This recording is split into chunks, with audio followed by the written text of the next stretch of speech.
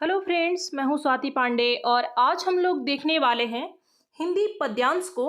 देखिए, जैसा कि हम लोग जानते हैं कि सी टेट में हिंदी जो भाषा होता है इसमें 30 प्रश्न पूछे जाते हैं हमसे, और इसमें से 15 नंबर का जो प्रश्न होता है वो हिंदी पैडागोजी से होता है, और बाकी के 15 नंबर में हमारा एक पद्यांश दिया गया होता है और एक गद्यांश दिया गया होता है, और उसी से प्रश्न बनाए गए होते हैं जिसका आंसर हमें करना होता है, और ये बहुत ही आसान होते हैं। देखिए, इसमें हमने जितने भी प्रश्न लिए हैं वो सभी सीटेट में कभी ना कभी पूछे ही गए हैं, तो इसकी मदद से आप यह जान सकते हैं कि आखिर पद्यांश किस तरह के होते हैं और उनसे क्वेश्चन किस तरीके से बनाए जाते हैं। तो चलिए शुरू करते हैं। देखिए, यहाँ पर एक पद्यांश दिया हुआ है।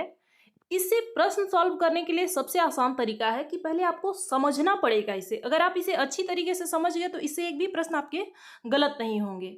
देखिए, यहाँ पे लिखा हुआ है, पूछो किसी भाग्यवादी से। भाग्यवादी का अर्थ है जो भाग्य में विश्वास करते हैं। यदि विधि अंक प्रबल है, विधि अंक का अर्थ है यहाँ पर जो मानते हैं कि भाग्य से में जो कुछ लिखा होता है वही होता है, तो इसी को हम लोग विधि अंक कहते हैं।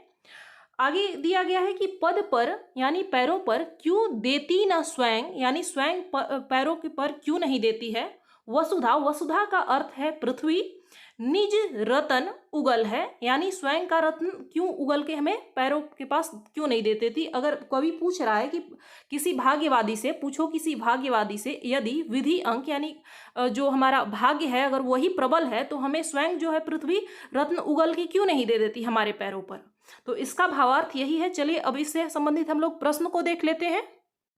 देखिए, पहला प्रश्न है, प्र उपसर्ग से बनने वाले शब्द समूह हैं। ऑप्शन ए है प्रत्युत्तर, प्रदेश और प्रपत्र। बी है प्रत्येक, प्रभाव और प्रदेश। सी है प्रसाद, प्रत्येक और प्रपत्र। और डी है प्रभाव, प्रदेश और प्रपत्र। देखिए, प्रत्येक जो है हमारा ये संधि है न कि उपसर्ग है। इसमें भी प्रत्येक है तो यह भी नहीं होगा। प्रत्युत्तर भी संधि है, तो इस तरीके से हमारा ऑप्शन डी सही हो जाएगा। प्रभाव, प्रदेश और प्रपत्र ऐसे शब्द हैं जो कि प्र उपसर्ग मिला के बनाए गए हैं। आगे देखेंगे। दूसरा प्रश्न है, कवि ने किसकी महिमा का खंडन किया है। ऑप्शन ए है रत्नों का, बी है विधि के विधान का, सी है भाग्यवाद का और डी है वसुधा का। तो देखिए, अभी हमने जो पद्यांश पढ़ा, जो काव्यांश पढ़ा, उसमें भाग्यवाद का विरोध किया गया था या फिर उनकी महिमा का खंडन किया गया था, तो ऑप्शन सी हमारा सही हो जाएगा। आगे देखेंगे।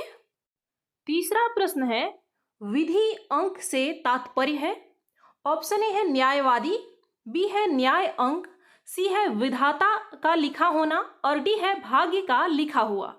तो देखिए, विधि अंक का हमारा जो अर्थ होता है, तात्पर्य होता है, वो है हमारा भाग्य का लिखा हुआ। सामान्यतः हम लोग ऐसे आपने कहीं सुना भी होगा कि जो विधि का विधान होता है वही होता है, तो इसको हम लोग भाग्यवाद बोलते हैं।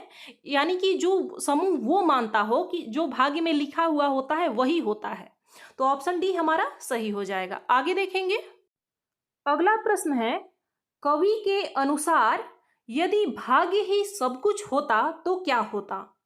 ऑप्शन ए है रत्न स्वयं प्रकाश युक्त हो उठते, बी है रत्न मिल जाता, सी है पैरों के नीचे वसुधा होती और डी है धरती स्वयं ही रत्न रूपी संपत्ति उगल देती।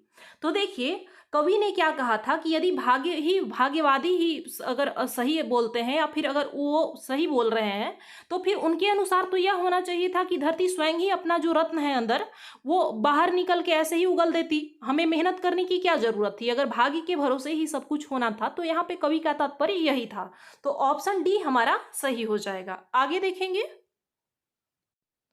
अगला प्रश्न है, तुकबंदी के कारण कौन सा शब्द बदले हुए रूप में प्रयुक्त हुआ है।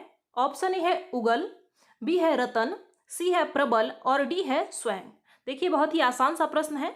ऑप्शन बी हमारा सही हो जाएगा, क्योंकि रतन जो है इसको हम लोग रत्न बोलते हैं और तो आधा लिखा हुआ होता है, लेकिन कविता में तुकबंदी के कारण क्या किया गया है कि इसका स्वरूप बदल गया है। हालांकि इसका अर्थ वही रहेगा लेकिन लिखने का जो तरीका है वो बदल गया हो, तो कविताओं में अक्सर ऐसा होता है। आगे देखेंगे।